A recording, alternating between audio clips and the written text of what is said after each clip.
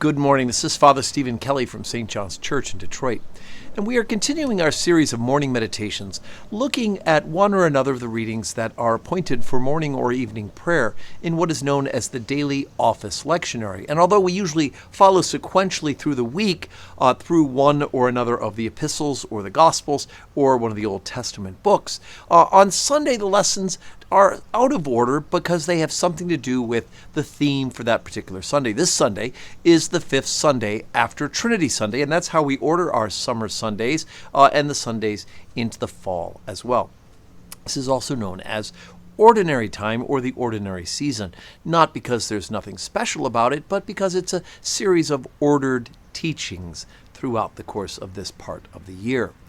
Today, I wanted to go and talk a little bit about one of the lessons that has from the book of Proverbs. And we haven't dealt with the book of Proverbs yet during this series of meditations, but I do want to commend the book of Proverbs to you. Now, you know in the Old Testament, we have the Psalms, and the Psalms are the church's prayer book. As a matter of fact, the Jews have been praying the Psalms for generations, and early on, the church has adopted it as the official prayer of the church as well. And so things like morning prayer and evening prayer, and then the old monastic offices of all of morning matins, lauds, prime, terce, sex, nones, vespers, compline, are all based primarily on the recitation of the Psalms and praying the Psalms. In fact, Jesus himself would have prayed the Psalms, and we are to pray them not only as a way that we connect with all of people who have had a relationship with God throughout all times, the people of the original covenant, the people of the Jews, and the people of the new covenant in Jesus' blood. But we also know that we pray them in Jesus Christ, and we pray them through Jesus Christ, knowing that he too prayed all of the Psalms. The book of Proverbs comes right after the Psalms, and it's a book of sayings on how it is, advice on how it is that we should live. And it's full of all sorts of really good ones. And I'll read to you one little section ahead of what I want to concentrate on, but I really want to get to chapter 3, the end of the reading appointed for today, chapter 3, verses 11 and 12. But listen to kind of the advice that it gives right before that. I'm going to put my glasses on here. Honor the Lord with thy substance, and with the first fruits of all thine increase. So shall thy barns be filled with plenty, and thy presses shall burst with new wine. So advice that you should be tithing of your income. You give him the first fruits, and God will continue to bless you. Now, you don't give, of course, in order to receive money, but the blessings would be manifold, not just financially or even financially, but blessings as in a closeness to the Lord. But here's the point, the verses that are appointed that I want to dwell on. Verse 11, my son, despise not the chastening of the Lord, neither be weary of his correction. For whom the Lord loveth, he correcteth, even as a father the son in whom he delighteth. So think of that. Here it is. We have this person writing the book of Proverbs reminding us that it's a blessing to be chastened. Right? I don't know about you, but I don't like to be chastened. I don't like to be disciplined. I don't like to be corrected.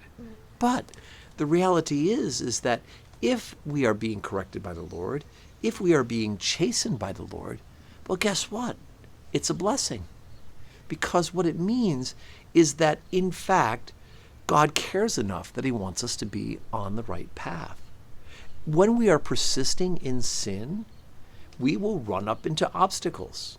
At first, sin seems easy, delightful, attractive. That's part of our fallen condition in the garden. Adam and Eve, right? The fruit of the tree of the knowledge of good and evil, they were forbidden to eat. It was pleasing to the eyes and to the touch, and it tasted good, right? And of course, then sin entered into the world. Well, all sin has something attractive about it, and we must be very careful to not fall for the tangible outside things if in fact it is sinful, even if it feels nice and feels good at the beginning. But the reality is that the Lord will chasten us, that he will correct us. The more we persist in trying to follow him and draw closer to him, we in fact may need to be corrected. And God has to say no. I remember having an interesting discussion with somebody when I said that sometimes the most gracious thing that God says to me is no, right? Because I need to hear that. I need to be stopped when I'm heading into something bad, because he has something better for me.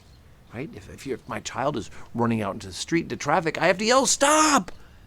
Because I don't want him to get hit. But he wants to run. He wants to do what he's doing.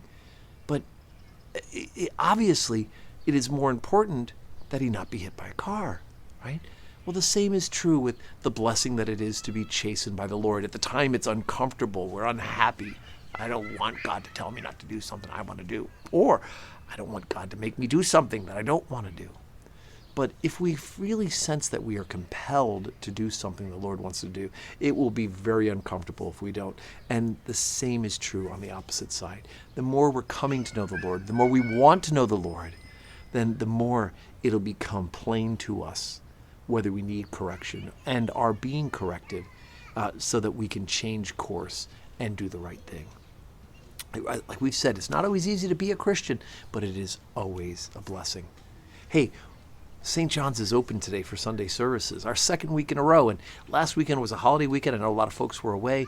I do hope to see more and more of you here at St. John's, worshiping with us at 8, 10, 12, or 5 p.m. And of course, you can also watch our services online today as well at stjohnsdetroit.org. I hope you have a wonderful Sunday, and may God bless you.